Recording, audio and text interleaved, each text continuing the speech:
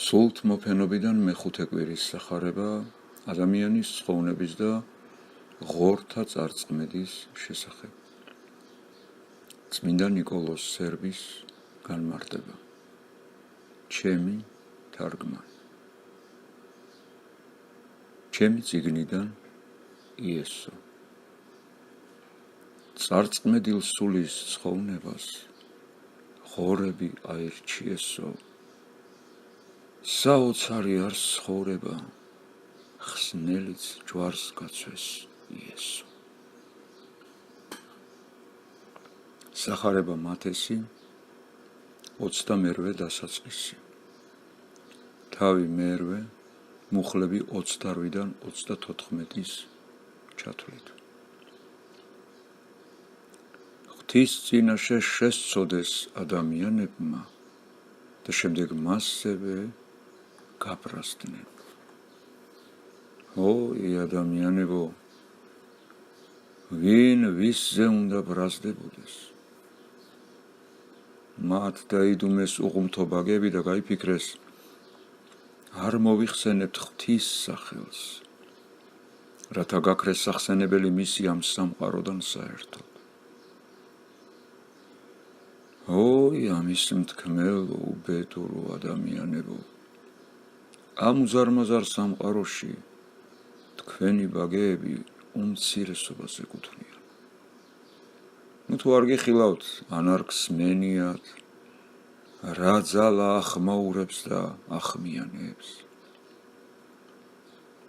ძალა, ასე ვთქვათ, ამეტყველებს უმისოდ მუნჯ მდინარეს და თითოეული წვეთი ხმაურობს. და თქვენშიც არსებული იგივე უხილავი ძალა გახსნის და მუნჯებსაც ამეტყველებს. იმ შემთხვევაში თუ კი თქვენი ბაგეები შეწყვეტენ ღვთის სახელის აღიარებას, თქვენ შეძრწუნდებით, როდესაც მოისმენთ თუ როგორ აღიარებენ მას თვით მეტყველება წართმეულები. ჭეშმარიტად, თქვენ თუ დადუმდებით, ქვები დაიწყებენ ღაღაც. დედამიწის ზურგზე ყველა ადამიანის რომ დადუმდეს, სცენარეები ალაპარაკდებიან. ყველა ადამიანმაც რომ საკუთარი მეხსიერებიდან წაშალონ ღვთის სახელი ის ცაზე, ცისარტყელად და დედამიწაზე თითოეული ქვიშის ნამცეცზე ცეცხლის ნაწილაკებად დაიწერება. მაშინ ქვიშა ადამიანებად იქცევიან და ადამიანები ქვიშად. ცანი უთხრობენ დიდებასა უფლისასა და ქნულსა ხელთა მისთასა მიუთხრობს სამყარო. დღე-დღესა მიუთხრობს და ღამე-ღამესა მეცნიერებასა მისსა. იხილეთ ფსალმუნი 18 მეორე მესამე მუხლი. ამ სიტყვებით გვესაუბრება ღვთის მხილველი და ღვთის მგალობელი. ახლა თქვენ რას ამბობთ? როცა სიძულვილით დუმხართ ღმერთზე, ამიტომ ქვები აღაღადდებიან. და როცა ქვები ამას დაიწყებენ მოისურვებთ თქვენს, მაგრამ ვერ შესლებთ. წაგერთმევათ თქვენ და მიეცემა ქვებს და ქვები გადაიქცევიან ადამიანებად და თქვენ კი ქვებად. ადრე მოხდა ის, რომ ბაგემძიმი ადამიანები პირისპირ ხედავდნენ ღვთის ძეს და ვერ შეიცნეს იგი და არც მის განსადიდებლად განეხვნათ ბაგეები და ენა. და მაშინ ცოცხალმა ღმერთმა მათ სამარცხვინოდ არაწმინდა სულებს გაუხსნა ბაგეები და აღიარებინა ღვთის ძედ ქრისტე იმ დროს, როცა ქრისტეს გვერდით მდგომი ადამიანები უტყვებას შეეპყრო. მაშინ ქვებზე უარესნი და ქვიშის მარცვლებზე უდარესნი არაწმინდა სულები აღაღადდნენ ღვთისძის წინაშე და თუ კი ღვთისგან აბსოლუტურად განდგომილი გახდა იძულებული ღვთის სახელის აღსარებისა, მას როგორ არ გააკეთებენ იგივე საღვთო ნებისადმი ბრმად მორჩილი უცოდველი ქვები? უფალი ადამიანებს არა მხოლოდ ანგელოზებით სავსე და ვარსკვლავებით გამშვენებული ზეცის და ღვთისყოფიერების დამამტკიცებელი ნიშნებით მოფენილი მიწის მეშვეობით, არამედ თვით არაწმინდა სულების მეშვეობითაც კი მოუწოდებს და განსწავლის, რომ ჯოჯოხეთისკენ მიზანმიმართულად დაქანებულმა უღმერთოებმა ოღონდაც კი რაღაცნაირად მაინც შეიკდიმონ, აღდგნენ და იცხოვნონ საკუთარი სულები გარესკნელის ბნელისაგან და მისი სიმყრალის და მხურვალებისაგან. რამდენადაც ამ ქვეყნად თვით ქრისტეს მიერ გამორჩეულმა მიმდევრებმა მცირედ მორწმუნეობა გამოამჟღავნეს, ამიტომ უფალმა ისინი ყველაზე ბნელ და წარმართული სიღრმეებისკენ წაიყვანა, რათა იმ მოსახდენით ამხილოს და შეარცხვინოს ისინი. და თუ რა მოხდა იქ, ამას დღევანდელი სახარება აღგვიწერს. და როცა მოვიდა მეორე ნაპირას გერგესებელთა მხარეს, მას ორი ეშმაკეული შეხვდა, რომლებიც საფლავებიდან გამოსულიყვნენ. ძალიან მძვინვარენი, ისე რომ ამ გზაზე გავლას ყველა ერიდებოდა და ეშინოდათ. გერგესა და ღადარა გალილეის ზღვის მეორე ნაპირას გაშენებული წარმართული ქალაქები იყვნენ. ესენი გახდათ ამ სანაპიროზე ოდესღაც არსებულად ქალაქიდან ორი, მარკოს და ლუკა მახარებლებს, რომ გერგესის ნაცვლად მოხსენიებული აქვთ ღადარა. ეს კი იმას ნიშნავს, რომ ქალაქები ერთმანეთის მახლობლად იმყოფებოდნენ და რომ აქ მონათხრობი ამბავია მათგან შორიახლოს არის მომხდარი. მახარებლები მარკოზი და ლუკა ერთ-შორის შეპყრობილს ახსენებენ. იმ დროს, როცა მათე ორს, პირველები ორიდან ერთ-ერთს ყველაზე საშინელს და ყველაზე შემადრწუნებელს იხსენიებენ, იმ დროს, როცა მათე ორივეს, რამდენადაც ორივე უფლისმიერ იქნენ განკურნებულნი და ის, რომ ერთი განსაკუთრებით მძვინვარე იყო მეორესთან შედარებით, ჩანს წმინდა ლუკა მახარებლის აღწერილობიდან, რომელიც გვეუბნება, რომ ეს შეპყრობილი ქალაქიდან იყო. ერთი კაცი ქალაქიდან და როგორც მოქალაქე უფრო ცნობილი უნდა ყოფილიყო მეორეზე მეტად, რადგან ეს უკანასკნელი, როგორც ჩანს, სოფლიდან იყო. ლუკას სიტყვებიდან ისიც გამომდინარეობს, რომ ეს კაცი მრავალი წლის წინანდელი დროიდან იყო შეპყრობილი და რომ ისინი მას დიდი ხნის განმავლობაში ტანჯავდნენ და შესაბამისად ის უკვე დიდი ხნის ნეული იყო და საკუთარი მრავალწლოვანი ცნეულება მისი მთელ ამ მხარეში კარგად იყო ცნობილი და რომ ის თავის მეგობრისგან განსხვავებით უფრო მეტად ევნებოდა და უფრო მძვინვარე იყო, ლუკას შენიშვნიდან კარგად ჩანს. ჯაჭვებითა და ბორკილებით კრავდნენ მას, მაგრამ ის გლეჯდა მათ და ეშმაკების მიერ უდაბნოში იდევნებოდა. აი, ჩემო კარგო, იმის მიზეზი თუ მიუხედავად იმისა, რომ ისინი ორნი იყვნენ, ლუკა და მარკოს მახარებლები მხოლოდ ერთ შეპყრობილს მოიხსენიებენ და ამის მსგავსადვე ჩვენც ხომ ასე ვსარგებლობთ მოვლენათა აღწერა გადმოსაცემად. მაგალითად, ვახსენებთ მხოლოდ შეპყრობილ ყაჩაღთა ბანდის ნაცვლად მხოლოდ მის მეთაურს, ასევე იქცევიან მახარებლები. და იმ დროს, როცა მათ ეს მონათხრობს მარკოზი და ლუკა ერთი დეტალით, კერძოდ კი მთავარი შეპყრობილის აღწერით ავსებენ, ასევე ავსებს მათ მონათხრობს, როცა ორივე შეპყრობილს ახსენებს თავის სახარებაში. ეს ეშმაკეულები საფლავებში ცხოვრობდნენ და მოდიოდნენ ხოლმე იქიდან და უდაბნოში დაძრწობდნენ და მინდვრებსა და გზებში მოარულ ადამიანებს შიშის ზარს სცემდნენ. განსაკუთრებით კი ვინც გაევლიდა მათი საცხოვრებელი საფლავების მახლობელ ბილიკებზე. წარმართები მიცვალებულებს ყველაზე ხშირად სავალი გზების გასწვრივ მარხავდნენ და ეს კი არც ებრაელებისთვის წარმოადგენდა გამონაკლისს. მაგალითად, რახელის საფლავი იერუსალემიდან ბეთლემისკენ მიმავალ გზაზე იმყოფება, მენაშესი კი მკვდარი ზღვისკენ მიმავალ გზაზე. როცა დაიპყრეს ორი ადამიანი, დემონებმა სხვა ადამიანებისთვის ბოროტების მისაყენებლად აქციეს ისინი საკუთარი არაღებად. რამე თუ იმ ადამიანების განსაკუთრებული თვისებები, რომელთაც არაწმინდა სულები დაეუფლნენ, მხოლოდ სისაძაგლისა და ბოროტების ქმნა გახლავთ.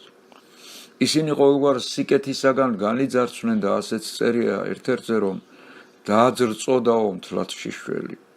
არც იფიქრებს, რომ არა მხოლოდ მისი სხეული, არამედ სულიც უკვე განიშიშვლდებოდა ყოველგვარ კეთილისა და ღვთაებრივ სხვა ნიჭთაგანაც. და აბსოლუტურად შიშველი იყო სულიერად და ხორციელადაც და ორივე ისეთი სასტიკები და ბოროტები იყვნენ, რომ ვერავინ ბედავდაო იმ გზაზე სიარულს. და აიაყვირდნენ ისინი. რა არ შენ და ჩვენამდე იესო ძე ღვთისაო, მოსულ ხარ ვიდრე ჟამადმდე რა ითაქვთ ტანჯო ჩვენ. ამ დემონურ ყვირილში ყველაზე უმთავრესი ის არის, რომ მათ იესო იცნეს როგორც ძე ღვთისა და საზარელი კანკალით ხმამაღლა აღიარეს ეს ფაქტი, რათა შერცხვეთ იმ ადამიანებს, რომელიც უფალს პირისპირ უყურებდნენ და ვერ იცნეს იგი, ან და იცნეს, მაგრამ ვერ ბედავდნენ ცხადად ამის აღიარებას. რამდენადაც მოსწავლებიცა და ხალხიც მას ადამიანს უწოდებდნენ, ამისთვის კი ახლა მოდიან დემონები და აცხადებენ მის ღვთაებრიობას. ასე განგვიმარტავს ზიღაბენი. სინამდვილეში კი არა წმინდა სულები ქრისტეს არა სიხარულის და აღტაცების მოტივით აღიარებენ, მსგავსად იმისა, როგორც მაგალითად წამოიყვირებდა უდიდესი საგანძულის აღმომჩენი ადამიანი, ან როგორც შესძახა შემდეგში პეტრე მოციქულმა, შენ ხარ ქრისტე ძე ღვთისაცხოველის, არამედ შიშითა და ძრწოლით, რადგან მათ წინაშე იდგა მსაჯული და ისინი მაინც ყვირობდნენ და აღიარებდნენ მას, ვისი სახელისაც ყველაზე მეტად ეშინიათ და ყოველი ძალის ხმევით ცდილობენ ამავე სახელის სრულიად წარხოცას. თუ არა ადამიანის გულიდან ყოველ შემთხვევაში რომ დაუფარონ მაინც. წამოიყვირეს ტანჯულებმა და სასოწარკვეთილებმა, მსგავსად იმ მრავალ ადამიანთა, რომლებიც მხოლოდ მაშინ ხსნიან პირს ღვთის სახელის მოსახმობად, როცა ევნებიან და იტანჯებიან. რა იარს შენ და ჩვენამდე იესო ძე ღვთისაო, კითხულობენ დემონები. ესე იგი, ჩვენსა და შენ შორის რა არის საერთო? რას ნიშნავს შენი ეს მოულოდნელი და არასასურველი ვიზიტიო? რა საერთოა ქრისტესა და ბელიარს შორის? აქ პავლე მოციქულიც ამას გვეუბნება კორინთელთა მიმართ ეპისტოლის მე-6 თავის მე-15 მუხლში. არავითარი შეთანხმება. ხო და ადამიანების მტანჯველი ბელიარის მონები ეკითხებიან ქრისტეს, რისთვის მოვიდა იგი და თან ვადაზე ადრე ჩვენ სატანჯველად. ესე იგი ჩანს, რომ აღსასრული ჟამს ესენი იყვნენ საშინელი სამჟავროსა და სატანჯველების მოლოდინში და მათთვის იქ მხოლოდ ყოფნაც კი ქრისტეს იმაზე მეტი საშინელი სატანჯველი იყო, როგორც მაგალითად სინათლე თხუნელისათვის და ცეცხლიობობასათვის. ვიდრე ქრისტე მათთან მოვიდოდა, დემონები იმდენად ურცხვი და კადნიერები არიან, რომ მათით პყრობილ ადამიანებს პირუტყზე უარესად აკნინებენ და ისე აძრწოლებენ მათ გარემოცვას, რომ ვერავინ ბედავდა იმ გზაზე სიარულს, სადაც ისინი ბინადრობდნენ და ქრისტე როცა მოვიდა, ისინი არა მარტო მონური შიშით არიან, არამედ მშიშარებივითაც მორჩილნი არიან, ისე როგორც საკუთარი მსაჯულის წინ ყოველი ტირანი, რამე თუ აი იმცირებენ თავს და ევედრებიან უფალს, რომ ისინი მან არ წარგზავნოს უფსკრულში. და ისინი ევედრებოდნენ იესოს, რათა არ წარეგზავნა უფსკრულში, რათა არ უბრძანოს, იმიტომ რომ როგორცაც ჩანს, თუ კი ის უბრძანებს მათ, იძულებულნი იქნებიან წასასვლელად. ასეთია ქრისტეს ძალი და ხელმწიფება. ხოლო უფსკრული გახლავთ მათი ჭეშმარიტი სამკვიდრებელი და მათი ტანჯვის ადგილი. წინასწარმეტყველი ასე ეუბნება უხსენებელს მე-14 თავის მე-12 მუხლში. როგორ ჩამოემხეციდან მთიებო ძეო განთიადისა, მიწას დაენარცხე ხალხთა მტარვალო, მაგრამ შავეთში ჩადიხარ ქვესკნელის უფსკრულებში, სადაც ტირილია და კბილთა ხრჯენა. კაცთა ცოდვების მიზეზით, საღვთო დაშვებით დემონები ადამიანებში შედიან და მათთვის იქ უმჯობესია ყოფნა ვიდრე უბსკრულში. რამე თუ როცა ისინი ადამიანებში არიან, მათ აწამებენ, ხოლო უბსკრულში საკუთარ თავებს. ადამიანებში ბინადრობისასაც დიდ ტანჯვას განიცდიან, მაგრამ ეს უმსუბუქდებათ იმით, რომ თანამოზიარე წყავთ მათით პყრობილის სახით. არაც მინდა დემონი არის ის ნესტარი ხორცში და ხორცის წამბილწველი, რომელსაც უწოდებს პავლე მოციქული, როცა ღვთის დაშვებით იქენჩნებოდა მისგან. გვეუბნება მეორე კორინთელთა მიმართ ეპისტოლის მე-12 თავის მე-7 მუხლში. ხორცზე როგორც კიბეზე ისე ადის და მიბობღავს სულისკენ. ებღაუჭება კაცის გულსა და გონებას, სანამ სულ არ დააცარიელებს და აანაწევრებს და აამახინჯებს წართმევს ღვთაებრივ სილამაზეს და სიწმინდეს, აზროვნებასა და სიმართლეს, სიყვარულსა და სარწმუნოებას, კეთილის იმედს და კეთილისაკენ მიდრეკილებას. მაშინ უკვე როგორც საკუთარ ტახტზე ისე შესახლდება და მოიკალათებს კაცში დემონი.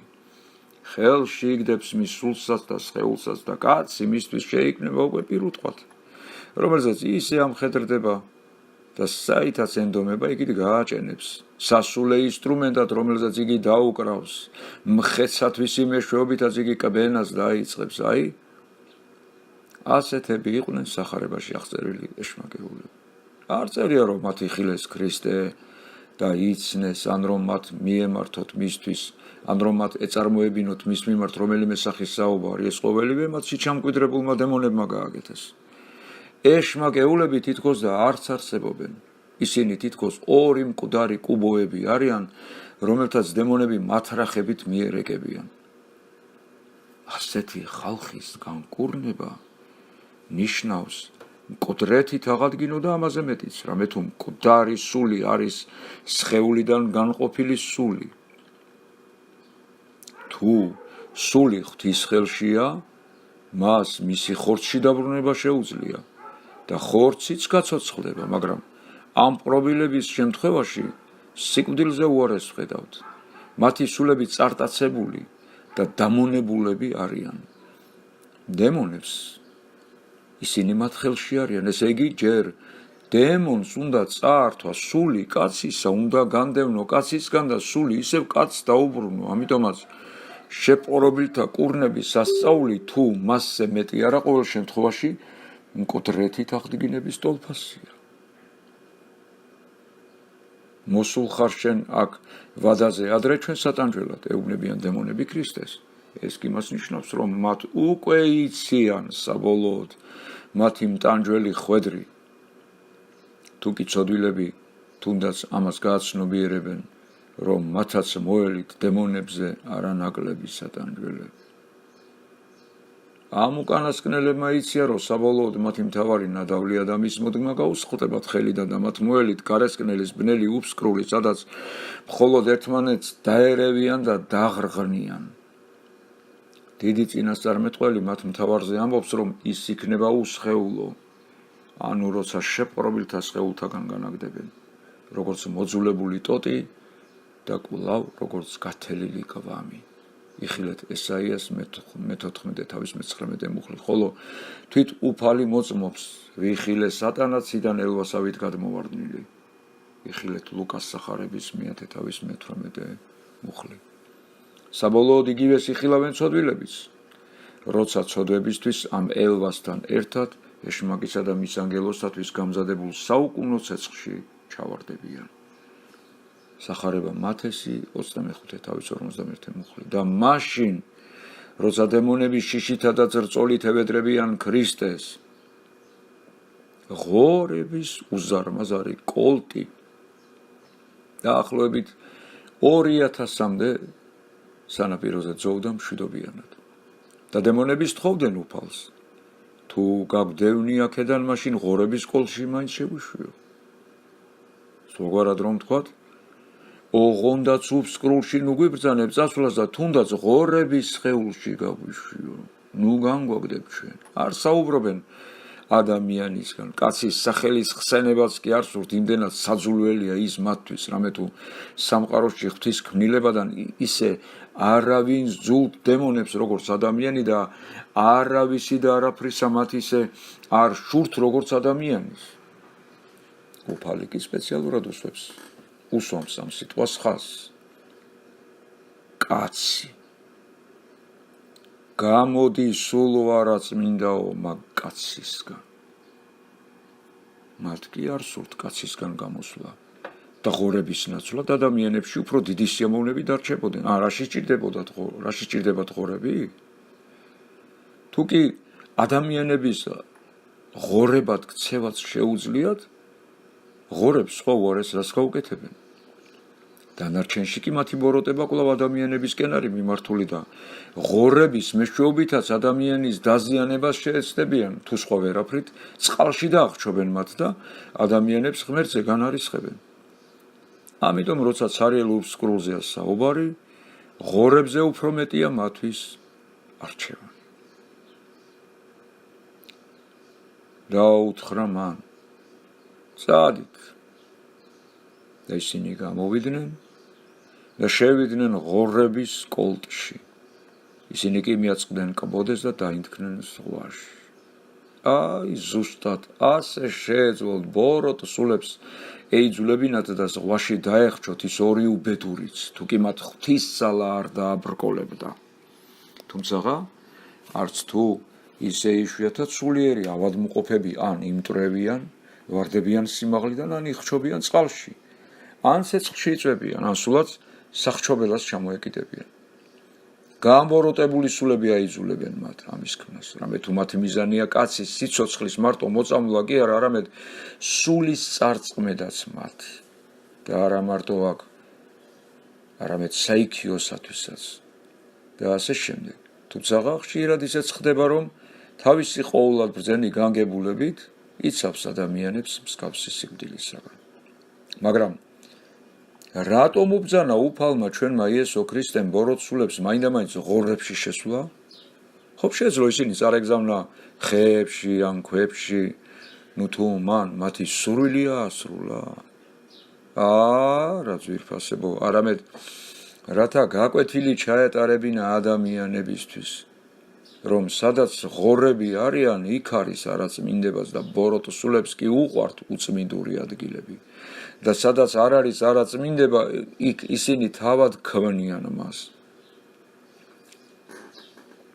სადაც ის მცირე დოზით არის, ძალიან სწრაფად ახერხებენ ცდუნებას და მცირის დიდად გარდაქმნას და თუ კი ისინი თვით ყველაზე წმინდა ადამიანში შესახდებიან, მაშინ ძალიან მალე წარმოქმნიან ღორულ არაწმინდებას. ხოლო იმით კი რომ ღორები იქვე გადაეშვნენ ზღვაში და წარწყდნენ უფალს, ამით იმის ჩვენება სურს, რომ სიხარბე და გაუმაწყრობა დემონურ ძალებთან ბრძოლისას ცუდი შემწენი არიან და მარხვას შეგვახსენებს.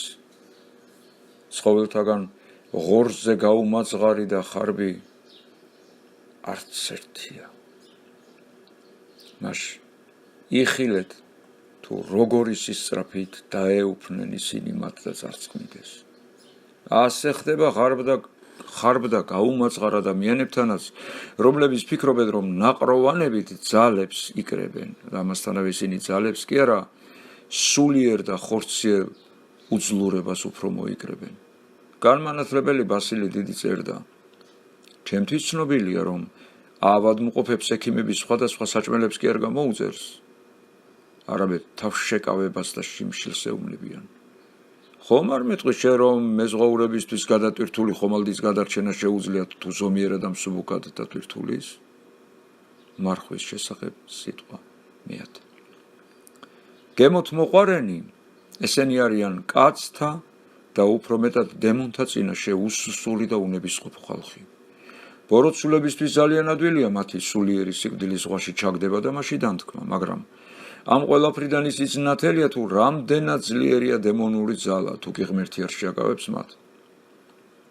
ხოლო ორ ადამიანში მობინადრე ბოროტი სულები წამიერად დაეუფლნენ 2000-ზე მეტ ღორს და ყველანი ზღვაში დაახშვეს, მაგრამ რა თაჩვენოს თავისი ძალა და ხელმწიფება ქრისტეს მათთან მოსვლამდე ღმერთი აკავებდა. ახლა კი მისცა ძალებს გასაქანი. თუ კი ღმერთი დაუშვებდა, ისინი რამოდენიმე წამში ყველა ადამიანს უზამდნენ იგივეს, რაც უქნეს ამღორებს. მაგრამ ღმერთი კაცთმოყვარია და მისი უსაზღვრო სიყვარული აკავებს ჩვენში სიცოცხლეს და გვიცავს ყველაზე მძვინვარე და საშიში მტრებისგან. მაგრამ იტყვის ზოგიერთი, ნუ თუ უფალს არ შეებრალნენ ღორები და ის მოსახლეობა ვინც აზარალა? იხილე კვლავ რა ბოროტ ძრახვებს აჩენს დემონი ადამიანში, თითქოს ქრისტეზე მეტად ან საერთოდ რაიმეს ან ვინმეს მიმართ იყოს თანამგრძნობი. მაგრამ რანი არიან ღორები დღემოკლე მცენარეებთან შედარებით?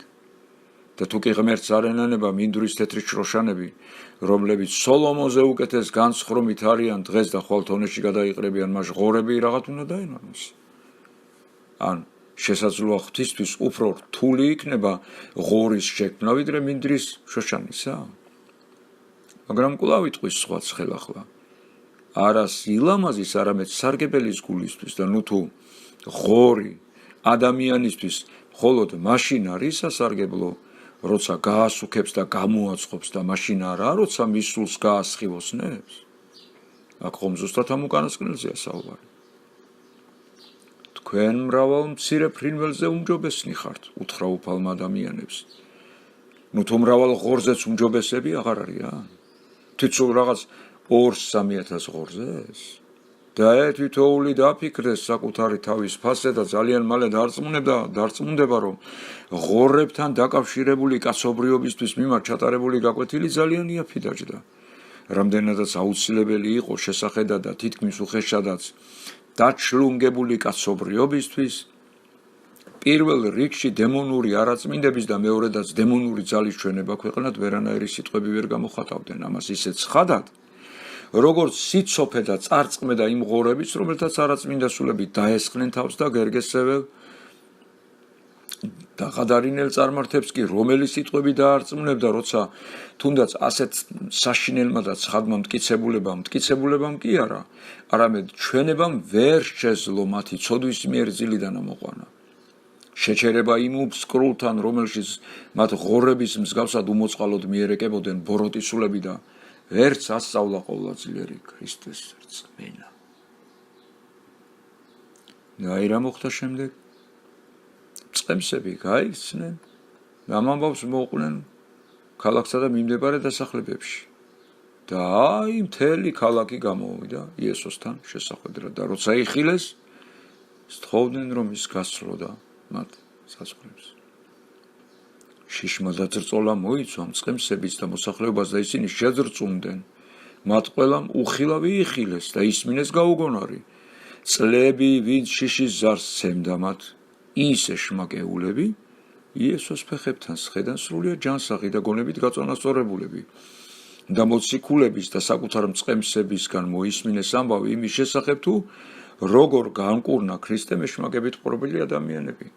თუ ქრისტეს ერთი გამოჩენით, როგორ შეძრწუნდა ლეგიონი ბოროტისული, თუ შიშით როგორ ევედრებოდნენ ისინი მას, თუნდაც ღორებში შეეშვა, თუნდაც ადამიანებში ყოფნა ეკრძალება და ბოლოს არაწმინდები კორიანტელის მსგავსად როგორ დაეუფნენ ღორებს და მოისროლეს ისინი ზღვის კბოდეში. ამას ისმენდა ყველა და ამ ყველაფერს ყველა კარგად ხვდებოდა. ხედავდნენ ორ ახალ ადამიანს გაწმენდილს და აღდგომილს, რომელიც სულ ცოტა ხნის წინ მკვდრებზე უარესები იყვნენ და ისინი პირისპირ ხედავდნენ უფალს, რომელიც იდგა მათ წინაშე მშვიდი და თავმდაბალი. თითქოს მას არ ექნას ეს სასწაული. იმაზე მეტი, ვინმეს რომ გერგესის მთა ზღვაში ჩაეგდო. ან ამ ყოველივედან გონება ჩლუნგ მოსახლეობას მხოლოდ ერთი ახსოვდა გულსა და გონებაში სახელდობრი კი ის, რომ აუნაზღაურებლად დაიღუპა მათი ღორები. იმის ნაცვლად, რათა დამხობილიყვნენ მუხლებზე, თანამოძმეთა გადარჩენისთვის მადლობა გადაეხადათ მათ ებრალებად დაკარგული ღორები. იმის ნაცვლად, რომ სტუმრად მიიპატიჟონ უფალი, ისინი მას რაც შეიძლება სწრაფად გაცლას თხოვენ მათი საზღვრებიდან, იმის ნაცვლად, რომ სადიდებელი უგალობონ ღმერთს, ღორებზე გლოვას ამჯობინებენ. მაგრამ ნუ იჩქარებთ ამ ღორების მოყარე გაირგესეველების განჯას. აბა კარგად გადახედეთ დღევანდელ საზოგადოებას და გადათვალეთ ყველა საკუთარ ღორების მოყარე თანამოქალაქეთა რიცხვი, რომელთათვისაც გერგესეველების მსგავსად მათი ღორები საკუთარ თანამოძმეთა სიცოცხლეზე მეტად ძვირფასია. ან იქნებ ფიქრობთ, რომ დღეს ცოტაა ხალხი თვით იმათ შორისაც, რომელიც ქრისტეს ბაგეები და ენით აღიარებენ და პირჯვარსაც იწერენ, რომელიც დიდხანს დაფიქრდებოდნენ იმაზე, ორი კაცი მოეკლათ თუ 2000 ღორი შეეძინათ. ან იქნებ ფიქრობთ, რომ თქვენ შორისაც მრავლად არიან ისეთების, რომლებიც 2000 ღორს შესწირავდნენ იმისათვის, რომ ორი სულელი ადამიანის სიცოცხლე გადაერჩინათ. და ეს ყოველივე და ამისი მსგავსი ღრმა სირცხვილით დაიფაროს და ვიდრე საკუთარ თავს არ განიხილავენ, ნუ განსჯიან გერგესეველებს დღეს რომ აღდგარიყვნენ გერგესეველების საფლავიდან და დაეთვალათ ქრისტიანულ ევროპაში საკუთარ თანამოაზრეთა უზარმაზარ რიცხვს მიაგნებდნენ. ისინი ყოველ შემთხვევაში სთხოვდნენ ქრისტეს გასცლოდა მათგან, ხოლო ევროპელები დევნიან ქრისტეს საკუთარი თავიდან. ოღონდაც კი მარტო დარჩნენ საკუთარი ღორების და ბატონების დემონების გარემოცვაში. თავიდან ბოლომდე მთელი ეს მონათხრობი თავის თავში კიდე უფრო სხვა ღრმაშინაგანი აზრის შემცველი და მატარებელია. მაგრამ იმისთვის, ვინც საკუთარ სულის გარემომცველ სხეულს სამარედ აღიქვამს, ჩვენი ნათქვამის კი საკმარისია იმის სასწავლებლად, რომ გაფრთხილდეს და გამოფხიზლდეს. ვინც ამჩნევს დემონურ ძალებს საკუთარ იმ ვნებებში, რომელიც შეკრავენ მას რკინის ჯაჭვებით და ბორკილებით და წარწყმეთის უბსკრულისკენ მიაქანებენ. ვინც მიუხედავად ამისა ადამიანს აფასებს საკუთარ თავში, ანუ საკუთარ სულს უფრო მეტ პატივს ცემს და ყველა ღორსა და პირუტყვზე, ანუ მიწიერ ქონებასა და სიმდიდრეზე მაღლა აყენებს, მზად არის ამ ყოველივეთი ექიმს საკუთარ სნეულებისთვის გადაუხადოს მადლობა. სახარებისეული საკითხავი შემდეგი სიტყვებით მთავრდება. მაშინ ის შევიდა ნავში, გასცურა უკან და მოვიდა თავის ქალაქში. ერთი სიტყვაც კი არ უთქვამს გერგესეველთათვის. სიტყვა რას უშველი და იქ, სადაც ისეთმა ღვთაებრივმა სასწაულებმა ვერ იმოქმედა მათზე. არც უსაყვედურია. დუმილით ჩამოვიდა მთიდან, შევიდა ნავში და გასცურა მათგან. რა სიმშვიდე, რა ღვთაებრივი სილამაზეა. როგორ არაობად მოსჩანს კეისარის იმ მხედართმთავრის გამარჯვება, ვინც სიამაყით წერდა თავის სენატს, მოვედი, ვიხილე და გავიმარჯვეო. ქრისტე მოვიდა, იხილა, გაიმარჯვა და დადუმდა.